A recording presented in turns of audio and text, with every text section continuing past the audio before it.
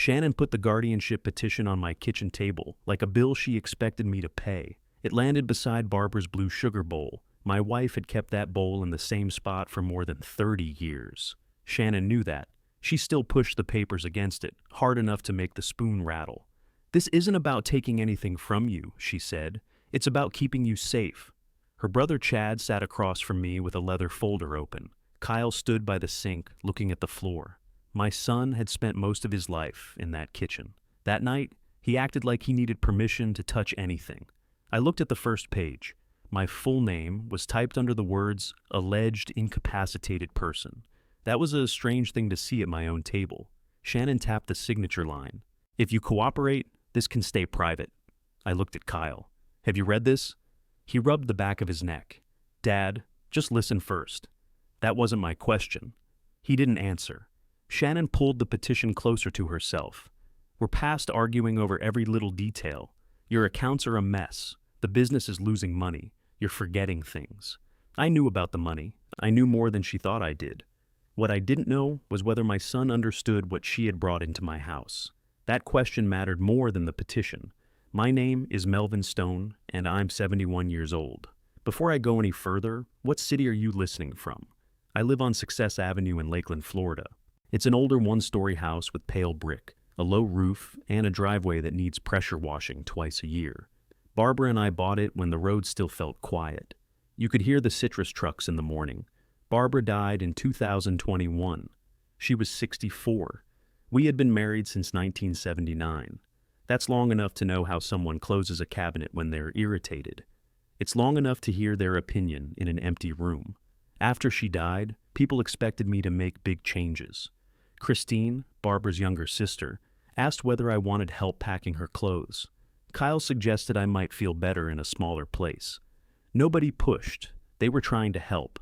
I kept the house. I gave most of Barbara's clothes to a church group. I kept her yellow raincoat in the hall closet. I couldn't give that one away. It still had a grocery receipt in the pocket and a peppermint stuck to the lining. Out back, Barbara had planted roses along the fence. There were 12 bushes when she got sick. 2 didn't survive that final summer. I replaced them the following spring. She'd made me promise I wouldn't let the garden go. "You can hire somebody," she told me. "I know, but don't let them cut everything down to little stumps." "I won't, and don't drown them." "I know how to water a plant, Barb." She gave me a look.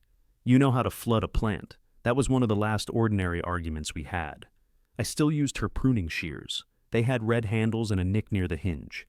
Every Saturday morning, I carried them outside with my coffee. The rest of my week belonged to Stone Air Conditioning and Heating. I started the company in 1983 with one used truck. The passenger door only opened from the outside. I kept copper fittings and coffee cans and wrote invoices on a clipboard, balanced against the steering wheel. By 2025, we had a shop on Bartow Road, 9 service trucks, and enough steady customers that summer usually booked itself. We weren't a giant company. We were the people someone called when their house hit 85 degrees and their regular air conditioning man stopped answering. Kyle joined me full-time in 2007. He learned the work fast. He was better with scheduling software than I ever wanted to be. Customers liked him because he listened without making them feel foolish. I made him general manager. I also made him a signer on the operating account. At the time, it seemed sensible. If I was on a roof or sitting with Barbara at a medical appointment, Kyle could approve payroll and pay suppliers. For years, he never gave me a reason to regret it. Kyle was quiet by nature. When he was upset, he didn't raise his voice. He agreed with whoever spoke last, then hoped everyone would calm down before he had to choose a side. That habit was annoying when he was deciding where to eat. It became dangerous when he married Shannon. They married in 2013. I didn't dislike her. That would be too simple. Shannon could be thoughtful. She remembered birthdays. She brought food when Barbara was sick. She handled complicated forms without complaining. She worked as a mortgage loan officer and knew how to speak in that calm, polished way people use when they want a signature. She also treated every room like something that needed organizing. If she came for dinner, she straightened the mail. If she opened my refrigerator, she checked expiration dates. If Kyle mentioned a problem at the shop, Shannon already had 3 solutions. Barbara used to wait until they left before saying anything. "That woman can make helping feel like an inspection," she once told me. Still, there wasn't any open trouble for years. Shannon and I were polite. Sometimes we were even comfortable. She called me Dad when it suited the moment. I never asked her to stop. The first thing I noticed was small enough to dismiss. It was late September of 2025. Shannon came by on a Sunday afternoon with a container of chicken soup. I hadn't asked for soup. She said she'd made too much. Kyle was supposed to come with her, but he'd been called to the shop. One of our technicians had locked a truck key inside a customer's attic. Shannon set the container in my refrigerator. "You need anything else while I'm here?" "No, I'm all right." "You sure? I can run laundry. I know how. I didn't say you didn't." She smiled when she said it, but her eyes moved around the kitchen. I made coffee. She didn't drink hers. She answered 2 work messages, asked whether I was still driving at night, then left after about 20 minutes. I went outside to check an irrigation line. When I came back, there were 3 pamphlets on the kitchen table. One was for in-home senior assistance. One showed a smiling gray-haired couple walking through a memory care facility. The third explained how adult children could recognize early cognitive decline. They were placed neatly beside my reading glasses. I stood there with dirt on my hands and read every cover. At first, I thought they belonged to someone at Shannon's office. Mortgage people dealt with families moving older parents out of houses. Maybe she had brought them inside by mistake. I put them in a drawer. The next time Kyle came over, I nearly mentioned them. We were in my garage replacing a cracked wheel on an old shop vacuum. He had grease on 2 fingers and was complaining about a supplier. I said, "Did Shannon have somebody looking for senior housing?" Kyle glanced up. "What?" "Never mind." He went back to the wheel. "One of her clients, maybe." That answer came quickly. He hadn't asked what I meant. I noticed that, but I let it go. A few weeks later, Shannon came for lunch. She brought Chad. Chad Griffith was her older brother. He sold insurance and annuities from a small office near Lake Parker. He had a firm handshake and a habit of saying a person's name too often. "Melvin, good to see you. Melvin, this place still looks great." He hadn't been inside my house for nearly a year.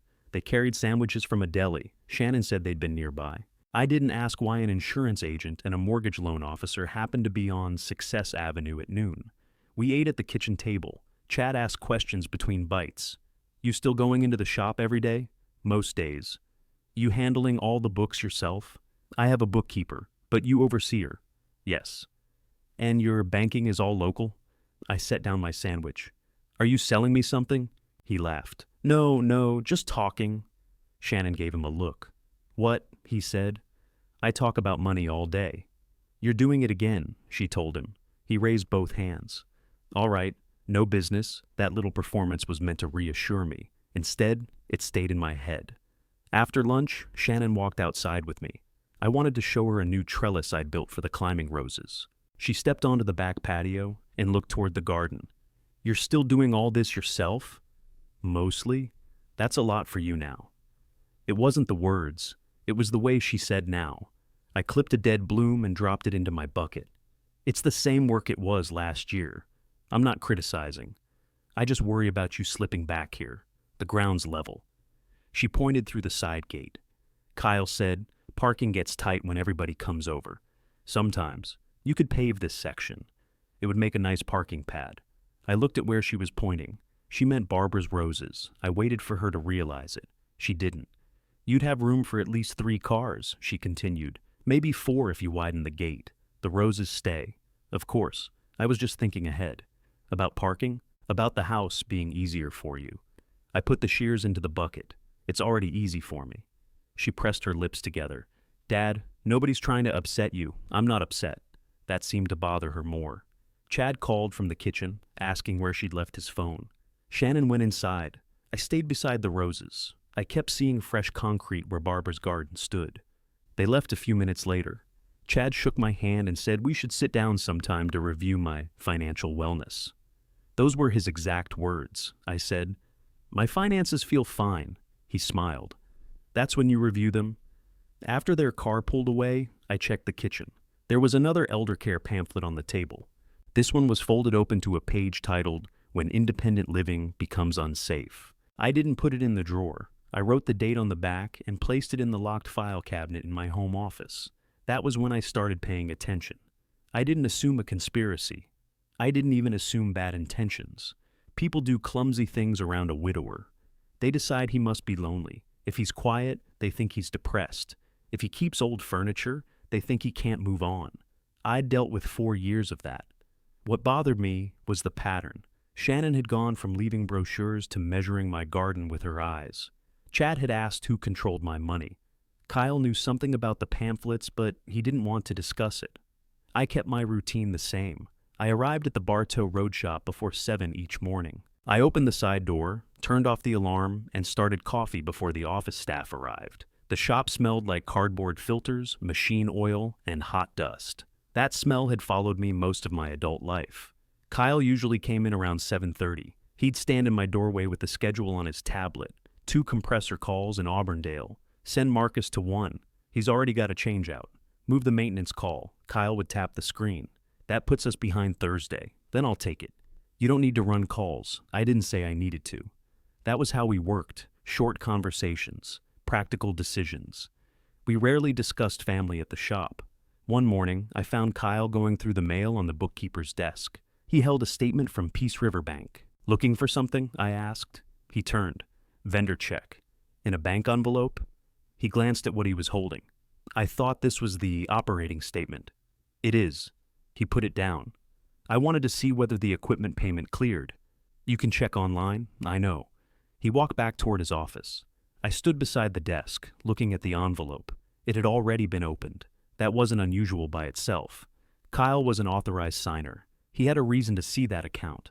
Still, I took the statement to my office. The account was fine. Payroll had cleared. The equipment payment had cleared. Nothing looked wrong. I almost felt foolish. Then I noticed the mailing address printed at the top. It was the shop address. Peace River Bank had always mailed my consolidated statements to my house. The operating account, personal savings, and trust notices came together in separate envelopes during the first week of each month. I checked the previous statement. That one had the Success Avenue address. The change had happened recently. I asked our bookkeeper, Lori, whether she'd requested it. She stopped typing. Requested what? The bank mail coming here. No, I scan whatever comes, but I don't change addresses. Did Kyle ask you to? Not that I remember. She looked worried, so I softened my voice. It may be nothing. Do you want me to call the bank? No, I'll handle it. That evening, I checked the small desk where I kept household bills. The electric statement was there. So was the water bill and a renewal notice for my truck insurance. There was nothing from Peace River Bank. I went back 3 months. I kept paid bills in labeled folders because Barbara had trained me well. July was complete. August had a bank statement. September didn't. I checked my email for paperless notices. There weren't any. The next morning, I walked to the mailbox before sunrise. It was empty. I stood at the curb with my coffee and looked up Success Avenue. A lawn service truck rolled past. Somebody's sprinkler clicked against a wooden fence. Everything looked ordinary. That was the problem. Nobody had broken into my house. Nobody had demanded money. My son still came to work and called me Dad. Shannon still brought food. Chad still smiled. Yet information about my accounts had stopped reaching me. When I got inside, I placed the elder care pamphlets on the table. I set the last bank statement beside them. Then I noticed something else. A yellow postal confirmation card was wedged under a grocery advertisement in the recycling basket. I pulled it out and flattened it. It referred to a temporary hold on mail delivery from my address. I had never requested one. The hold period had already ended. It covered 9 days in September, including the week my bank statement should have arrived. There was a customer service number printed at the bottom. I reached for the phone, then stopped. Only 3 people had been inside my house during the week before the hold began. Kyle had come to replace an air filter. Shannon had brought soup. Chad hadn't visited yet. I didn't know who had filed it. I didn't know whether Kyle knew. I didn't know why someone needed 9 quiet days with my mail. I only knew I wasn't dealing with misplaced pamphlets anymore. I folded the confirmation card once and put it in my shirt pocket. Then I carried my coffee into the office and closed the door. Before I called the post office, I wanted a pen, a clean sheet of paper, and the name of every person who had touched that request. I wrote the date at the top of the page. Under it, I copied the hold number from the card. Then I called the number. A recorded voice asked for my zip code. After that, I waited through 6 minutes of music before a woman answered. I gave her the confirmation number. She typed for a moment. Yes, sir. That hold has been completed. I know. I didn't request it. There was a pause. Are you saying somebody else placed the hold? I'm saying I never placed it. She asked for my full name, address, and the last 4 digits of my driver's license. Then she asked whether anyone else lived at my address. No. Did you recently travel? No. Could a family member have submitted it for you? If they did, they didn't ask me. She went quiet again. I could hear a keyboard. This was submitted through the online system, she said. I can't see who physically entered the request. What can you see? I can see the name used. That was yours. What about the email address? I can't provide the whole address over the phone. It was used to put a hold on my mail. I understand, sir. Does the email address belong to me? She asked for my email. I gave it to her. No, she said. It doesn't match. What about the phone number? That doesn't match either. I wrote that down. Can you tell me anything about them? I can tell you the email begins with the letter S. I stared at the pamphlets on the table. And the phone number? The final 2 digits are 41. Shannon's mobile number ended in 41. I didn't say that out loud. The woman told me I needed to visit the post office with identification. She could place a note on the address, but she couldn't block future online requests over the phone. What kind of note? That you've disputed a previous hold. Will anyone be notified? Only if another request is made. I thanked her and wrote down her first name and employee number. Barbara had always said a phone call without a name was just a conversation nobody would remember. The main post office was busy when I arrived. It was the week before Halloween, and 2 people ahead of me were mailing boxes. A ceiling fan turned slowly above the counter. Every few seconds, the automatic door opened and let in warm air. I waited with the yellow card in my hand. When it was my turn, the clerk checked my license. Her name tag said, Pam. You didn't authorize this? No. Anybody house sitting? No. She looked at the screen. It was entered on a Sunday evening. Can you print that? She shook her head. I can give you a dispute receipt. I'd appreciate it. Pam called a supervisor. He asked the same questions, then added a security restriction to my address. Any new mail hold would require identification at the counter. He slid a form toward me. Sign here to confirm the request was unauthorized. I read the whole page. The supervisor watched me. Take your time. I intend to. It wasn't a complicated form. It said I was disputing an online hold made in my name. It also said the post office couldn't guarantee recovery of mail already released. I signed it and asked for a copy. Pam stamped the copy. You might want to sign up for informed delivery. It'll show you pictures of most letter-size mail before it arrives. Can somebody else sign me up? Not after we verify your address today. She helped me start the account at a small counter near the wall. I used a new email address I had just created. Nobody in my family knew it. That was my first deliberate step. Until then, I'd been noticing things. Pamphlets, questions, missing envelopes. I could still tell myself there was an innocent explanation. The dispute receipt changed that. Someone had used my name, an email that began with S, and a phone number ending in the same digits as Shannon's. That didn't prove she had submitted it. Chad could have used her contact information. Kyle could have done it from her phone. What it proved was simpler. The hold hadn't been mine, and it hadn't been an accident. On the way home, I stopped at a stationery store. I bought a black notebook with numbered pages, 2 pens, and a pack of document sleeves. The young cashier asked whether I wanted a rewards account. No, thank you. You could save 10% today. I'm trying to have fewer accounts. She laughed like I'd made a joke. Back home, I put the postal receipt into the first sleeve. I wrote the date of Shannon's soup visit, the dates on the missing statements, and the date the hold began. I also wrote exactly what the woman on the phone had told me. I didn't write guesses. I didn't write that Shannon was stealing my mail. I didn't know that. I wrote, online mail hold filed in my name. Contact information does not match mine. Email begins with S. Phone ends in 41. Then I locked the notebook inside the file cabinet. The next morning, I went to Peace River Bank. The downtown branch had moved its business desks since my last visit. A woman near the lobby asked whether I had an appointment. No, I need to confirm some mailing instructions. She took my name and asked me to sit. The chairs were too low. Banks seem to think every customer wants to sink into furniture. I stood near a table of deposit slips until a banker named Evan came out. He led me into a glass office. I brought the September operating statement and the August one. I laid them side by side. Why did this address change? Evan checked my identification and pulled up the account. The mailing address on the operating account was updated on September 8th. By whom? He read the screen. The request came through online business banking. Mine? There are two authorized users, Kyle and me. Yes, sir. Which user made the change? He hesitated. I can confirm it wasn't your login. I nodded. So it was Kyle's. I'm not supposed to characterize activity beyond what the record shows. The record shows one of two people did it. You just told me it wasn't me. He gave a small, uncomfortable smile. Then you understand what the record shows. I asked whether any other addresses had changed. He checked my personal savings first. Then he checked the trust account. No. Those still show Success Avenue. Were any statements returned? One trust notice was returned after the delivery hold. What notice? He opened another screen. Annual privacy disclosure and account summary. Was it mailed again? No. It was marked undeliverable. Can you print it now? Yes.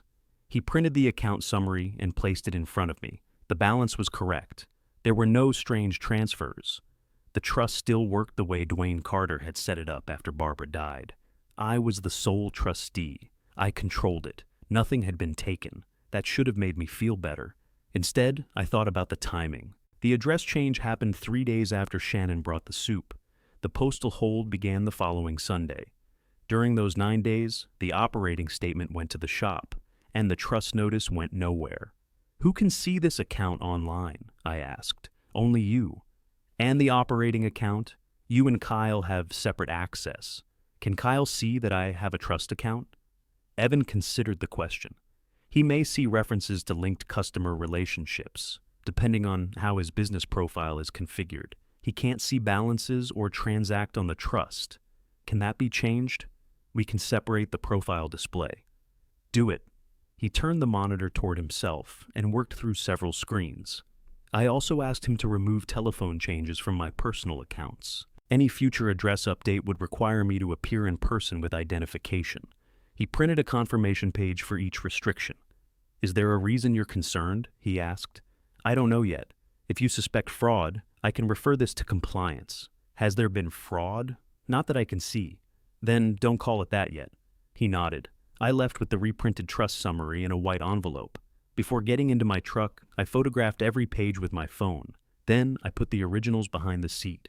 At the shop, Kyle was standing beside the dispatch board. He had a headset over one ear and was telling a customer that a clogged drain line wasn't covered under a parts warranty. He saw the bank envelope in my hand. His voice changed slightly. Yes, ma'am, we'll take care of it. He finished the call and removed the headset. You go to the bank? Yes. Everything okay? Why did you change the operating account's mailing address? He looked past me toward the front office. Lori was on another call. I thought we wanted statements here. Who's we? You and me. I didn't ask for it. He put the headset on the desk. Shannon said you wanted business mail separated from personal mail. Why would Shannon know what I wanted? She said you two talked about it. We didn't. Kyle frowned. Maybe I misunderstood. You logged in and changed it. It's the operating account, Dad. I'm a signer. I know what you are. His face tightened. Then what's the issue? The issue is you changed something without asking me. It's a mailing address. That's still something. He crossed his arms. Do you want me to switch it back? I already handled it. He looked at the envelope again. Was there a problem with the account? No. Then I don't understand why this is turning into a whole thing. I watched him for a few seconds. Kyle wasn't a good liar. As a boy, he used to explain too much. As a grown man, he did the opposite. He shortened every answer until there was nothing left to question. I said, Did you place a hold on my home mail? His arms came down. What? Did you place a mail hold in my name? No. He answered quickly but not carelessly. Did Shannon? I don't know. Ask her. He stared at me. Why would she do that? That's what I'm asking. He picked up the headset, then put it down again. Dad, she was trying to help you organize things. That's all. What things? I don't know. Statements. Paperwork. Did I ask her? He let out a breath. Not every bit of help has to be requested. It does when my name is being used. That landed. Kyle glanced toward Lori again. She was still talking, but her eyes were on her monitor. He lowered his voice. You don't need to make this sound criminal. I didn't use that word. You're acting like somebody robbed you. I'm acting like somebody stopped my mail. He rubbed his forehead. I'll talk to Shannon. Today? Fine. And don't change any more account information without speaking to me. I said fine. He walked into his office and closed the door. Kyle rarely closed that door. I went to mine and sat behind the desk. On the wall was a photograph of the first service truck I owned. Barbara stood beside it, holding a paper cup and laughing at something outside the picture. She had done the bookkeeping in those days. Every receipt went into a metal cash box under our bed. If I forgot to bring one home, she made me drive back and get it. I could hear her asking why I had waited so long to question the mail. At noon, Kyle left without telling me where he was going. He returned an hour later with a bag from a drive-thru. He walked past my office and ate at his desk. He didn't mention Shannon. Around 3, my phone rang. It was her. Dad, Kyle says you're upset. I asked him a question. He said you accused me of tampering with your mail. I asked whether you filed a hold. That's basically an accusation. Did you? She paused just long enough for me to notice. I might have helped set something up when you said you were getting overwhelmed. When did I say that? Not those exact words. What exact words did I use? She sighed. You said bills kept piling up. I said junk mail kept piling up. Well, I was trying to help. Did you file the hold? I don't remember. It had been less than 2 months. You entered my name, my address, and your phone number, but you don't remember? Her voice sharpened. How do you know it was my phone number? The post office confirmed it wasn't mine. They gave you my number? They gave me enough. She was silent. I could picture her standing in the kitchen she shared with Kyle, one hand pressed against the counter, deciding which version to use. Finally, she said, I was trying to intercept some of the clutter so we could sort it. Where was my mail supposed to go? It wasn't going anywhere. It was being held. For who? For you. I didn't pick it up. Another silence. She said, Kyle was supposed to. That was new. Did he? I don't know. You just spoke to him. Then ask him. I did. He said he knew nothing about it. Her tone changed. It became softer. Dad, I think there's confusion here. Kyle has a lot on him. You've kept him in this strange middle position at the company for years. This isn't about the company. It's all connected. You rely on him, but you don't give him clear authority. Then when he makes a decision, you question him. You made this decision because he asked me to help. That contradicted what Kyle had said. I wrote her words on a pad while she was talking. She heard the pen. Are you writing this down? Yes. Why? So I don't get confused. She didn't appreciate that. That's not funny. I'm not joking. Her breathing changed. Then she said, I'm sorry I tried to help. It was the kind of apology that arrives carrying its own accusation. I accept the first half, I said. What does that mean? It means I believe you tried. I ended the call before she could answer. 10 minutes later, Kyle appeared in my doorway. His face was red. You hung up on my wife? Yes, she's crying. She'll recover. He stepped inside and shut the door. She said she only did the mail thing because I mentioned you were getting behind. Were you planning to pick up my mail? He opened his mouth, then stopped. Shannon says you were. I might have said I could. Did you? No. Did you know she filed the hold? Not until today. Then why did she say you asked her? I don't know. Ask her. Dad, stop doing that. Doing what? Talking like you're catching us in something. I leaned back. Are you in something? No. Then answer the questions. He looked toward the photograph on my wall. He'd seen it 1,000 times. This is exactly what Shannon means, he said. What does Shannon mean? That you don't trust anybody. I trusted you with the operating account, and now you're checking every little thing I do. I checked one address. You went to the bank. It's my bank.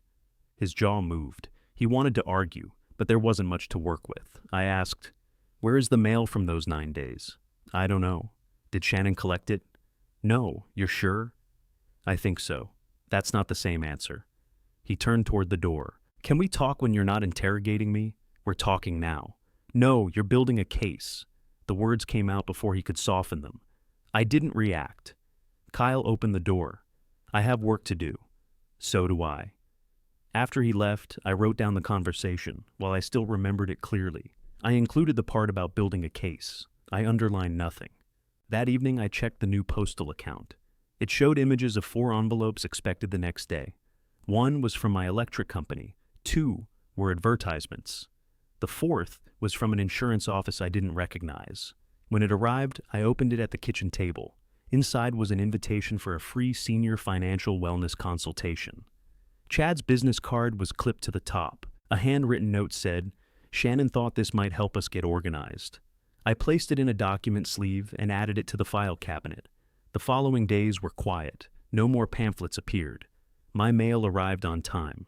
Kyle kept conversations at the shop brief and strictly about work. I didn't push him. I changed my online banking passwords. I turned on alerts for address changes, password resets, and transactions above $1,000. I also printed the last 12 months of statements from every account I controlled. Nothing was missing. That mattered. I wasn't trying to force the facts into a story they didn't support. On Friday afternoon, Kyle came into my office holding his truck keys. "You got a minute?" "Yes." He stayed near the door. I talked to Shannon. She admits the mail hold was a bad idea. Good. She was trying to make things easier. You said that already. She thinks we're all stepping on each other because there's no clear plan. For what?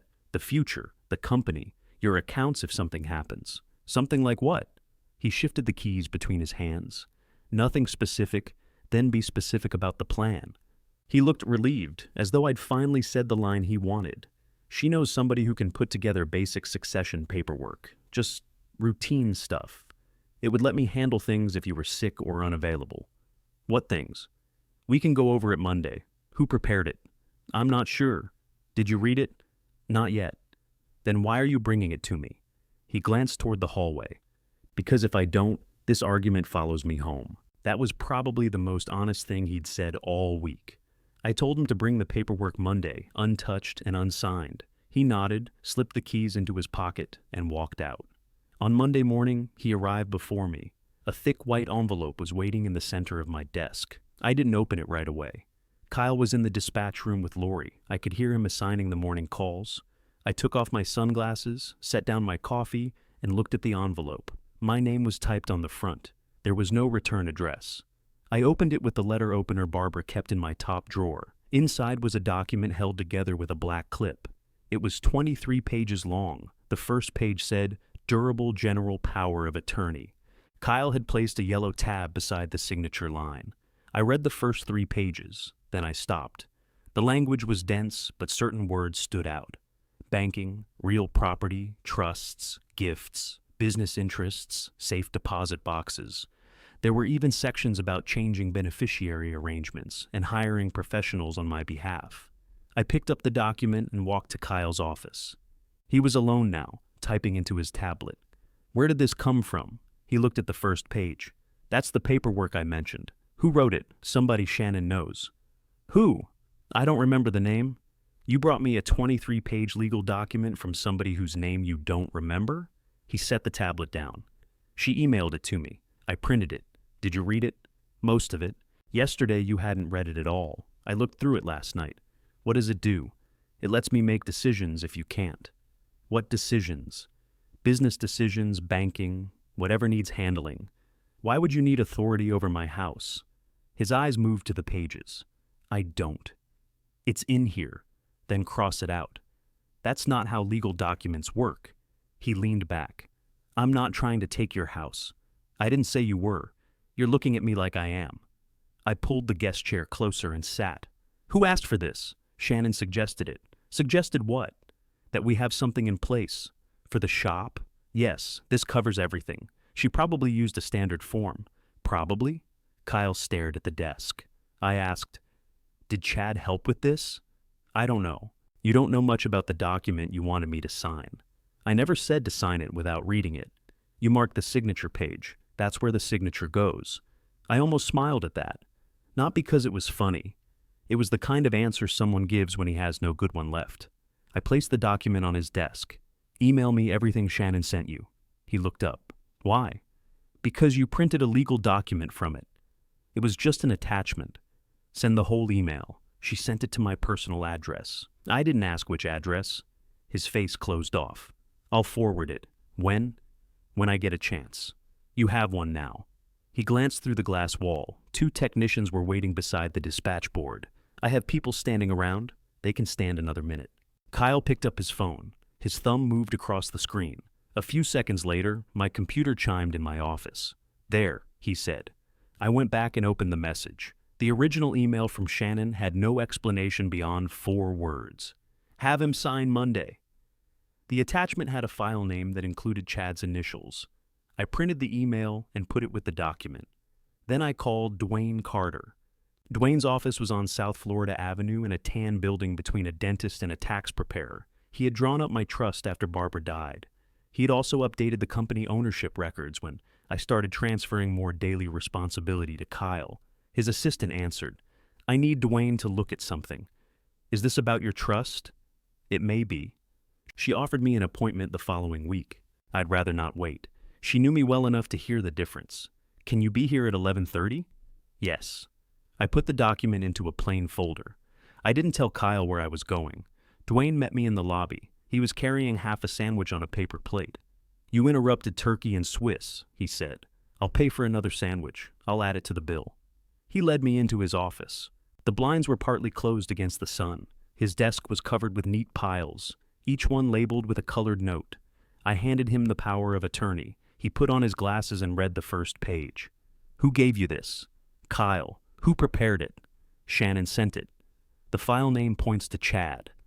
Dwayne's expression didn't change. He turned the page. I sat across from him while he read. He didn't skim. He marked sections with a pencil and went back twice to compare language.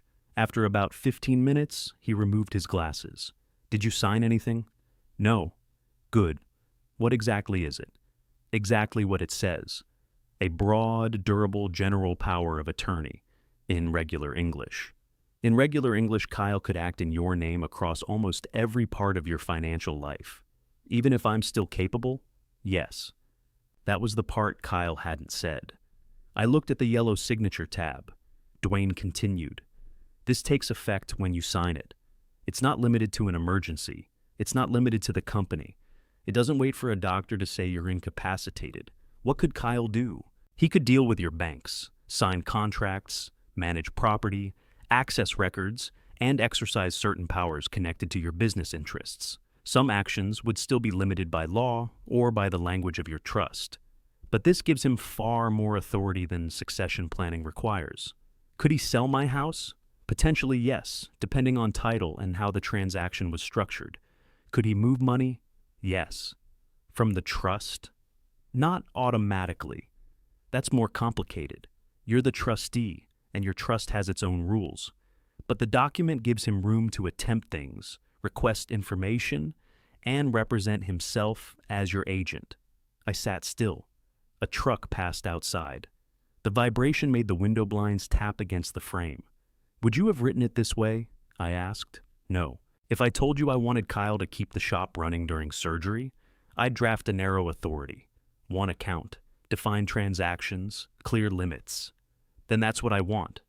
Dwayne tapped his pencil against the page. Before I draft anything, tell me why this arrived now. I gave him the short version, the pamphlets, the mail hold, the change business address, Shannon's explanation, Kyle's explanation, the invitation from Chad. Dwayne didn't interrupt. When I finished, he asked, Do you have the postal dispute in writing? Yes. Bank confirmation? Yes. The original pamphlets? Yes. He nodded. Keep all of it. I am. Has anybody asked you about memory problems? Not directly. Driving? Shannon asked whether I still drove at night. Medication? Not yet. Falls? She talked about me slipping near the garden. Dwayne made a note. I watched his pencil. You think this is heading somewhere. I think we should avoid guessing. But I also think you're right to pay attention. He turned the power of attorney toward me and pointed to a paragraph near the back. This provision is unusual. What does it say? It allows your agent to hire or delegate certain services. In practical terms, Kyle could appoint professionals to assist him, like Chad, possibly an insurance agent or a financial advisor, or somebody claiming to provide elder care services. I thought about the pamphlets. Dwayne placed another pencil mark beside the paragraph. Again, that doesn't prove intent. It does tell us this wasn't prepared only for the operating account. Could Kyle have missed that? Easily. That answer hurt more than if Dwayne had called him dishonest. Kyle knew compressors, payroll, warranties, and customers. He didn't know legal language. If Shannon told him the form was routine, he might have believed her. Or he might have chosen not to ask. There's a difference between being fooled and making yourself easy to fool. I didn't know which one I was looking at yet. Dwayne opened a file on his computer. I'll draft a limited power of attorney for business operations. Kyle can pay normal company expenses, deal with suppliers, and handle the operating account. No personal accounts, no real estate, no trust authority, no gifts. Add an expiration. How long? 1 year. We can do that, and I can revoke it sooner. Anytime, while you're competent. I looked at him. You said that last part carefully. I'm an elder law attorney. I say that part carefully to everybody. He leaned back. Melvin, your trust was created in 2021. You're still the sole trustee. That makes sense when no one is pressuring you. If circumstances have changed, we can add safeguards. What kind? For larger disbursements, the trust can require a second authorization. From Kyle, no, that would defeat the purpose. Then who? An independent co-trustee, someone you trust, who doesn't benefit from the transaction. The first person I thought of was Christine. She'd spent most of her career in bank trust departments. She read everything twice. Barbara used to complain that Christine could turn a restaurant check into an audit. How large is larger? I asked. You choose the threshold. And if someone tried to move more than that, the bank would require both approvals. Could the other person see my daily spending? Not necessarily. We can limit the role. You'd continue managing ordinary expenses. The second signature would apply only above the amount you select. Would Kyle be told? Not unless you tell him, or he has a legal reason to receive the amendment. What about Shannon? She has no current right to your trust documents. I looked down at the broad power of attorney again. Draft that amendment too. Dwayne held up one hand. Slow down. I need to review how Peace Riverbank handles co-trustee controls. Christine would also need to agree. She'll agree. You haven't asked her? I know my sister-in-law. He smiled slightly. Ask her anyway. Keep it between us. That's already my job. I mean, when you contact the bank, I don't want anything sent to the house or shop. We can use my office address until execution. Do that. Dwayne studied me for a moment. What threshold are you considering? $10,000. That would catch major transfers without slowing normal business. That's what I want, he wrote it down. I had not walked into his office planning to change my trust. An hour earlier, I didn't know a second signature could be required. Once he explained it, the choice felt plain. If everybody's intentions were honest, the safeguard would never bother them. If they weren't, I wanted to know before money left the bank. Dwayne copied the entire document Kyle had brought. He kept the copy and returned the original to me. Don't write on it, he said. I won't. Don't tell them I called it dangerous. Did you call it dangerous? I'm calling it much broader than represented. That's lawyer language for dangerous. It's lawyer language for charging by the hour. He stood and walked me to the lobby. His assistant handed me an appointment card for the following Thursday. That would be for the limited business document. The trust amendment would take longer. I called Christine from my truck. She answered on the fourth ring. If you're calling to ask about the roses, water them less. I'm not calling about the roses. Then something's wrong. Christine lived across town in a condominium overlooking a golf course she never used. Since retiring, she spent her mornings walking and her afternoons volunteering at a library. I asked whether she could meet me for coffee. When? Today. Where are you? Outside Dwayne Carter's office. She paused.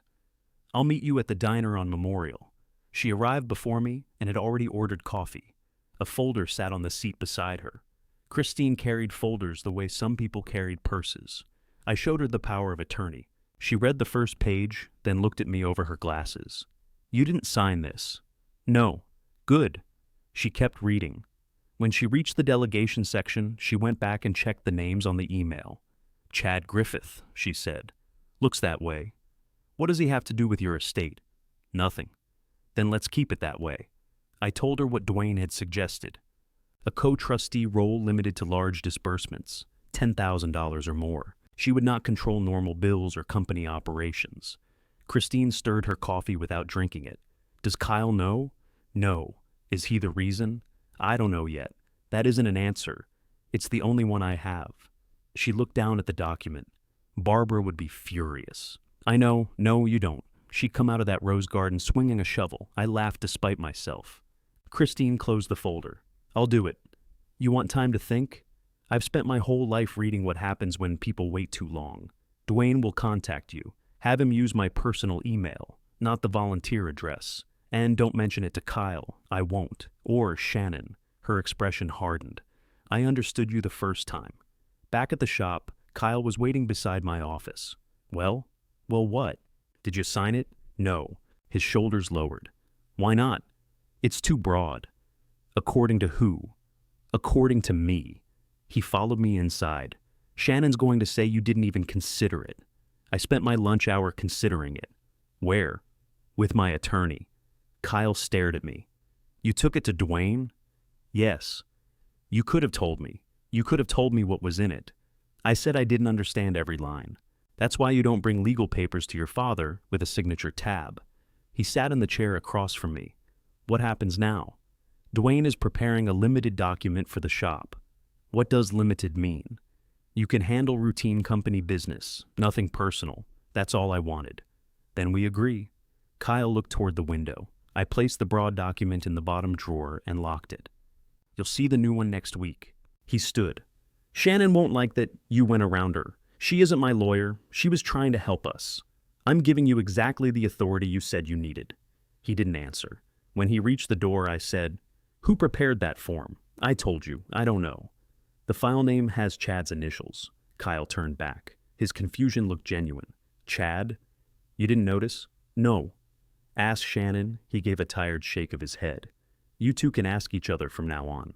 He left the office. The limited power of attorney was ready the following Thursday. Dwayne walked me through every page. It applied only to Stone Air Conditioning and Heating's operating account and ordinary business obligations. It expired after 1 year unless I renewed it. I signed it in front of Dwayne and 2 witnesses. Kyle signed the acknowledgement at the shop that afternoon. He read the first page, then flipped to the last. You can read the middle, I said. I trust you. Read it anyway. He sat down and went through the document. When he finished, he said, This is fine. That's what you asked for. He signed. I gave Lori a copy for the company records. I sent another to Peace River Bank. The original went into my locked cabinet at home. That evening, Shannon called twice. I let both calls go to voicemail. Her first message lasted 11 seconds. Dad, call me when you're ready to have a reasonable conversation. The second lasted almost a minute. She said the limited document created unnecessary obstacles. She said Kyle needed flexibility. She said I was embarrassing him at work. Then she said Chad had offered to come by and explain why families needed coordinated planning. The next morning, Chad called the shop. Lori transferred him to my office. Melvin, he said, I think we got off on the wrong foot. I didn't know we had started walking. He laughed. Shannon mentioned some confusion about the documents. I'd like to clear that up. Were they your documents? I helped locate a standard form. That's not what I asked. He hesitated. I made a few recommendations. Are you a lawyer now? No, and I never represented myself as one. Good. His voice became smoother. Why don't I stop by your house? No forms, no pressure. Just a free senior financial wellness consultation. I looked at the invitation still lying beside my notebook. What day? Saturday works for me. Saturday then. 10 o'clock. 10 o'clock.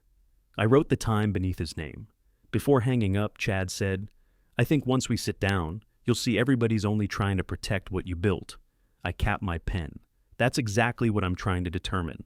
After we hung up, I wrote down his last sentence. Saturday morning, I made coffee and opened the blinds in the kitchen. I moved Barbara's sugar bowl to the counter so Chad would have room for his papers. Then I changed my mind and put it back. He could work around it. At 9:58, a gray sedan stopped in front of the house. Chad got out wearing tan pants and a blue shirt with his company logo over the pocket. He carried a leather bag and 2 bottles of water. I opened the door before he knocked. Right on time, I said. That's how I work. He handed me one of the bottles. I have water. It never hurts to have another. He stepped inside and glanced toward the hall. Just us? Yes, I thought Kyle might be here. You made the appointment with me. Absolutely. I just figured he might want to listen. He's working. That wasn't true. The shop was closed on Saturdays except for emergency calls. Kyle was on rotation, but I didn't know where he was. Chad followed me into the kitchen. His eyes went to the table, then the back window. The roses look good. Thank you. Shannon told me you were thinking about redoing that area. She was thinking about it. He pulled out a chair. Mind if I sit up here? That's why I cleared the table. He opened his bag and removed a tablet, a legal pad, and several forms. The top page had a green border and the words, Senior Financial Wellness Review. You said no forms, I told him. These are for me. Then I won't sign them? He smiled. We're getting ahead of ourselves. I like to know where I'm going. He turned on the tablet.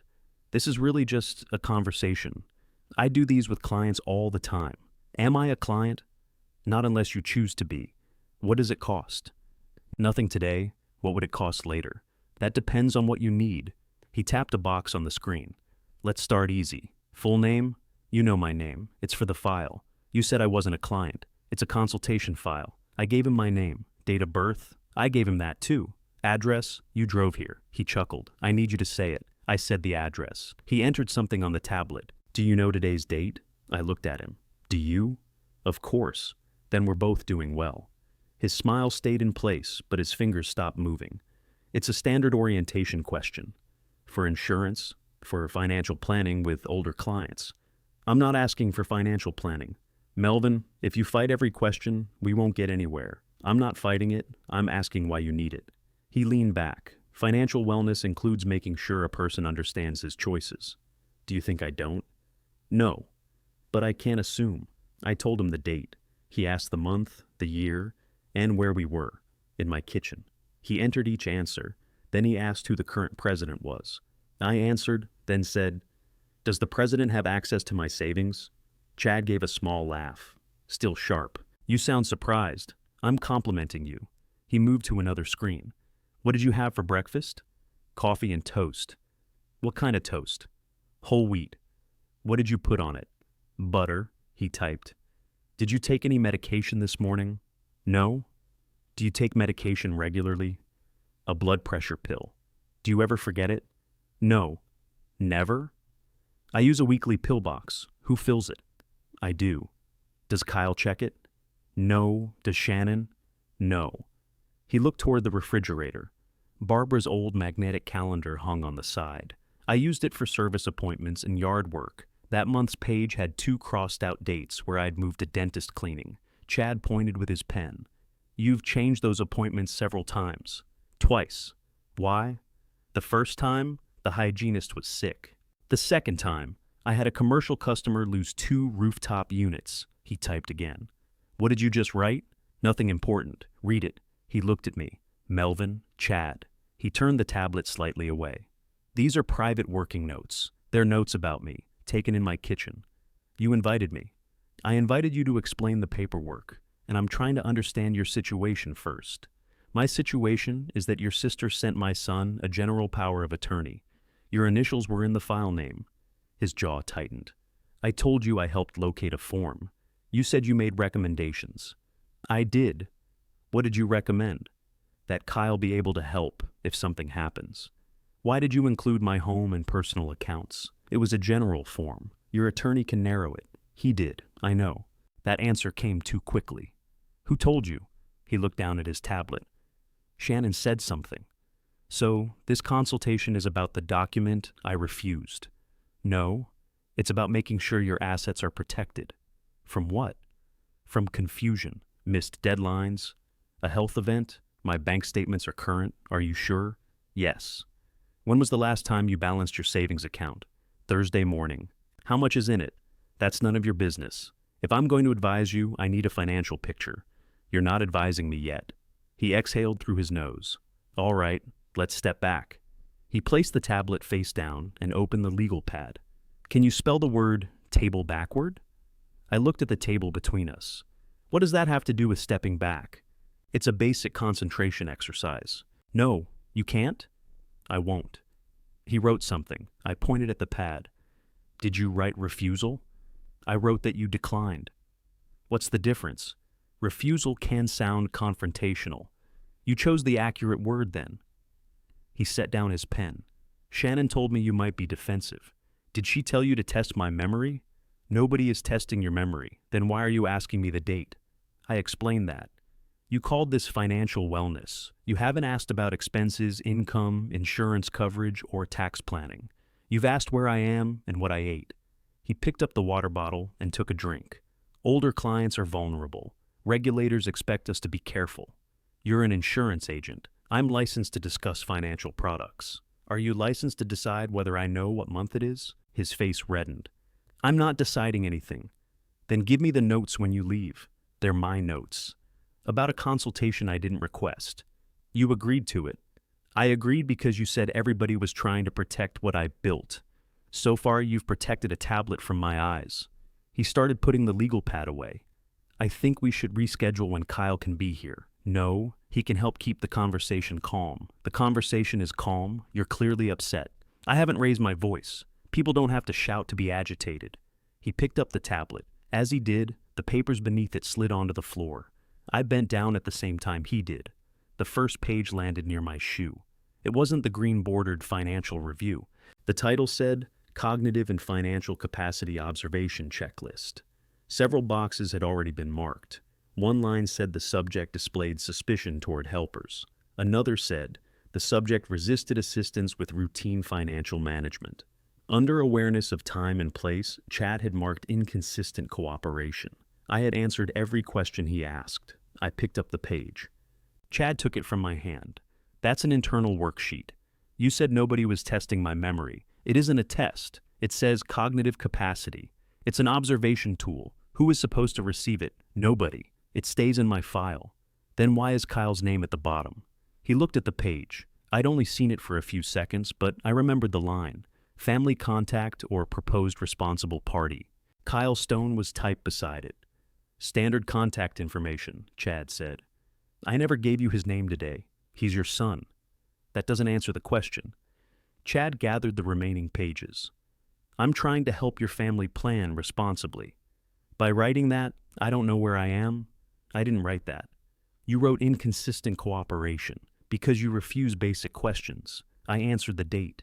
I answered the year. I answered my address. I answered who the president is. You wouldn't spell a word backward. I also wouldn't hop on one foot. Are you writing that down? He pushed the forms into his bag. This attitude is exactly why Shannon is concerned. What attitude? You assume bad intent. You brought a cognitive checklist into my house and hid it under another form. I didn't hide anything. You put your tablet on top of it. That's where I was working. I held out my hand. Give me a blank copy. No. Why not? It's proprietary. Did you create it? Our office uses it. Your office or Shannon? He zipped the bag. I don't have to sit here and be insulted. You came to my house. He stood. I think we're done. Not yet. I pointed to the remaining forms he hadn't packed. What were those for? They're irrelevant now. Show me. No. You wanted me to sign something. I wanted to discuss options. What options? He placed one hand over the pages, consolidating idle savings into a managed product, establishing a trusted contact, making sure Kyle could step in during an emergency. What managed product? An annuity. Sold by you. Yes, if it was appropriate. And the trusted contact was Kyle? That would be the obvious choice. What would I have signed? A transfer authorization and suitability acknowledgement? How much? We hadn't reached that point. You brought the amount blank. That's normal during an initial meeting. I pulled the top page toward me. He kept his hand on it. The heading said, Transfer and Account Consolidation Request. Below that was space for a bank name, account number, and transfer amount. A separate section named Chad's agency as servicing agent. Kyle's name appeared again under authorized family contact. You said this costs nothing today. The consultation costs nothing. You get paid if I move the money, by the insurance company, not by you directly. And once it's in the annuity, can I take it back out? There may be surrender terms. How long? It depends on the product. Which product did you bring? He didn't answer. I let go of the page. Pack it up.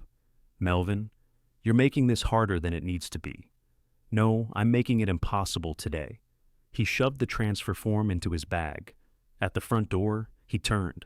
I'm going to tell Shannon this meeting didn't go well. You do that. She's worried about Kyle being left with a disaster. What disaster? If something happens to you, the company could freeze. Accounts could get tied up. Employees could miss checks. Kyle has authority over the operating account, limited authority. He has what the business requires. Chad adjusted the strap on his bag. One day, you may not be able to make these decisions. That day isn't today. You don't always get to choose when people notice. I opened the door. He walked to his car without taking the extra water bottle. It sat unopened beside Barbara's sugar bowl. I locked the door after him. Then I returned to the table and wrote everything I remembered from the checklist. I wrote the exact title. I wrote each marked statement I'd seen. I wrote that Kyle had been named as the proposed responsible party. I also wrote the questions in order: the date, the month, the year, my location, the president, breakfast, medication, the calendar, spelling table backward. Beside each one, I recorded my answer. I called Dwayne's office. It was closed, so I left a message asking him to call me Monday morning. Then I photographed Chad's unopened water bottle, the chair where he'd sat, and the blank space on the table where his forms had been. The photographs didn't prove much. They proved he had been there at the time, recorded by my phone. That was enough for the moment. At 11:30, Kyle called. "What happened with Chad?" "He came. We talked. He says you threw him out. I opened the door. He chose to leave. He was trying to do you a favor. He was filling out a cognitive capacity checklist." There was silence. "Oh, what?" "Ask him. I don't know what you're talking about. He also brought forms to move my savings into an annuity. Did you ask about one?" "No." Another silence. Kyle said, "Maybe that's just what he does for work."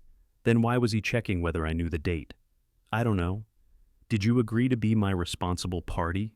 "My what?" "Your name was on his form. I never signed anything. I didn't ask whether you signed. I don't know what form you saw."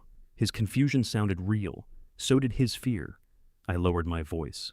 "Kyle, tell me what Shannon has said to you." "About what?" "About my mind." He took several seconds. "She thinks you're getting more rigid." "That isn't a medical condition. She says you forget conversations." "Which conversations?"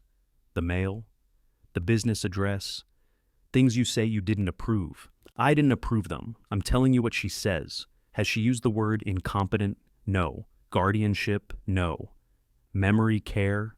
He breathed into the phone. "I saw some brochures at the house." "When?" "A while ago." "Did you bring them?" "No." "Did Shannon?" "I don't know." He was back to that answer. I said, "Don't sign anything Chad gives you. I already told you I haven't. Keep it that way." He sounded irritated again. "You're acting like I'm part of some plan. I'm trying to learn whether there is a plan. Maybe everybody's just worried. Then they can worry without using my name." I ended the call. Dwayne called at 8:10 Monday morning. I told him what had happened. He asked me to repeat the checklist title: Cognitive and Financial Capacity Observation Checklist. Was Chad presenting himself as a medical professional? No. Did he tell you the answers would be recorded? No.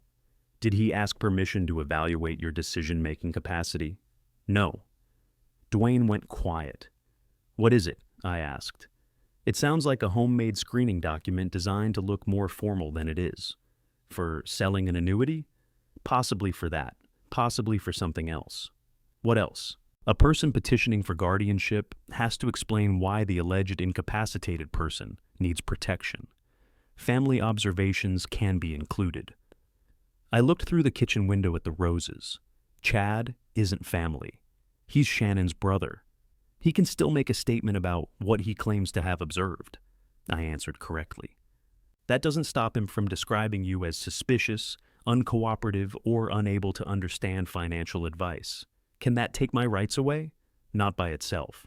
A court requires more than Chad's checklist. By itself. No.